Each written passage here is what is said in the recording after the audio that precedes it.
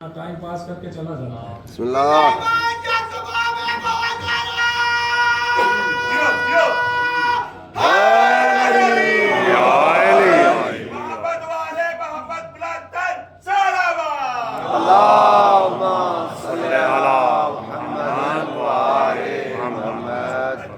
سنیے گا انشاءاللہ ہمارے چھوٹے بھائی کچھ لے کے اٹھیں گے۔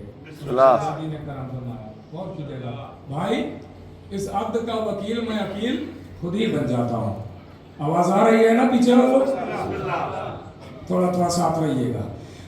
کہا تو بھائی جاؤ بھی رشتہ لے کے جاؤ۔ عقیل چلے، کون؟ مولا علی کے بھائی، مولا علی کے بھائی، مولا علی کے بھائی چلے۔ کدھر چلے؟ کہاں؟ مولا عباس کے ننیحال، ننیحال جا رہے ہیں۔ آئیے پہلے ننیحال کا حال سناتا ہوں تاکہ لطف بڑھ جائے۔ مولا عباس کے نانا جناب حزام، مولا عباس کے نانا کون ہیں؟ بچے یاد کر لیں، جناب حزام۔ یہ جو جناب عقیل نے فضائل سنائے تھے یہ سب پائے جاتے ہیں ان میں۔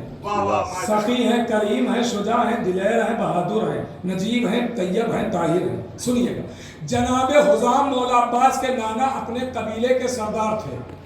ان کا قبیلہ بہت بڑا تھا، کئی ہزار لوگ تھے، اپنے قبیلے کے سردار تھے۔ تو ان کا ایک دربار تھا باقاعدہ جناب حزام کا، یہ ننیحال بتا رہا ہوں ابھی۔ جناب حزام کا دربار تھا، اس دربار میں دو مسندیں تھیں، ایک عام مسند اور ایک خاص مسند۔ خاص مسند پہ وہ سرداروں والی تھی تو اس لیے اس پہ جناب حزام بیٹھتے تھے، اور جو عام مسندیں تھی اس پہ کوئی بھی آتا تھا وہ بیٹھتا تھا۔ بچوں کے لیے عرض کر دوں، اس کو یہی سے سمجھیے، اس فرش اعضا سے سمجھیے کہ خاص اور عام کیا ہے۔ خاص اور عام، یہاں بھی دو مسندیں ہیں، جہاں آپ بیٹھے ہوئے اس وقت دو مسندیں۔ ایک مسند وہ ہے جہاں آپ بیٹھے ہوئے، ایک مسند وہ ہے جہاں اس وقت آپ کے سامنے میں حاضر ہوں۔ یہ دو مسندیں ہیں۔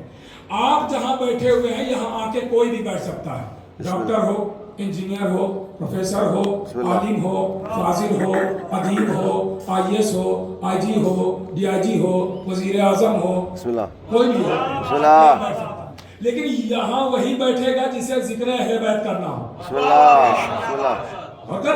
جسے تذکرہ آل محمد کرنا ہو، جسے آل محمد کا ذکر کرنا، وہی بیٹھے گا۔ تو ایسے ہی دو مسندیں تھی، ایک وہ مسند تھی کہ جہاں کوئی بھی آ کے بیٹھ جاتا تھا، اور ایک مسند پہ صرف جناب حزام بیٹھتے تھے، وہ سردار کی مسند تھی۔ ابھی خاموشی ٹوٹے گی، بالکل بیدار رہیے گا، بالکل میرے ساتھ رہیے گا، شاید ہمارے چھوٹے بھائیوں کے لیے کوئی خاص بات ہو، غور کیجیے گا۔ تو جناب حزام سردار تھے، دربار سجتا تھا۔ جب بھی کوئی ان کے دربار میں آتا تھا تو مسئلے یہ حل کرتے تھے، مشکلیں آسان کرتے تھے۔ ان کے یہاں کوئی بھی آتا تھا، دستور یہ تھا، اب دستور پہ غور کیجیے گا تاکہ آگے کی منزل آسان ہو۔ دستور یہ تھا جناب حزام کے گھر کا، جب بھی کوئی آتا تھا دق الباب کرتا تھا، کنڈی کھٹکھٹاتا تھا، دروازہ کھٹکھٹاتا تھا، آج کی زبان میں کہوں ڈور بیل بجاتا تھا۔ کر رہے ہیں اس زمانے میں یہی کنڈی ہی کھٹکھٹانا، تو ڈور بیل تھی نا، تو کنڈی کھٹکھٹاتا تھا، دق الباب کرتا تھا، دروازہ کھٹکھٹاتا تھا۔ تو جناب حزام دروازہ نہیں کھولتے تھے، جناب حزام کا غلام دروازہ کھولتا تھا، اور غلام دروازہ کھول کے آنے والے سے کہتا تھا آئیے دربار میں بیٹھیے، میں سردار کو بلا کے لاتا ہوں۔ نتیجے تک بھائی تھوڑا سا ساتھ دے دیجئے، نتیجے پہ تو خود ہی آپ بولیں گے انشاءاللہ، نتیجے تک ساتھ دے دیجئے، اس کے بعد تو خود بولیں گے انشاءاللہ مولا نے چاہا۔ غور کیجئے گا بھائی، جناب حزام مولا عباس کے نانا کے گھر جب بھی کوئی آتا تھا تو دستور یہ تھا ان کے گھر کا کہ خود دروازہ نہیں کھولتے تھے، غلام دروازہ کھولتا تھا، آنے والے سے کہتا تھا آئیے دربار میں بیٹھیے، میں سردار کو بلا کے لاتا ہوں۔ کوئی بھی آیا، ہم پہنچے، آپ پہنچے، آپ پہنچے، آپ پہنچے، آپ پہنچے، غلام کہتا تھا آؤ دربار میں بیٹھو، سردار کو بلا کے لاتا ہوں، سردار کو بلا کے لاتا ہوں، سردار کو بلا کے لاتا ہوں۔ یہ بات پہنچ گئی نا؟ دستور پتہ چل گیا نا؟ دستور پہنچ گیا نا؟ پیچھے والوں دستور پہنچ گیا نا جناب حزام کا؟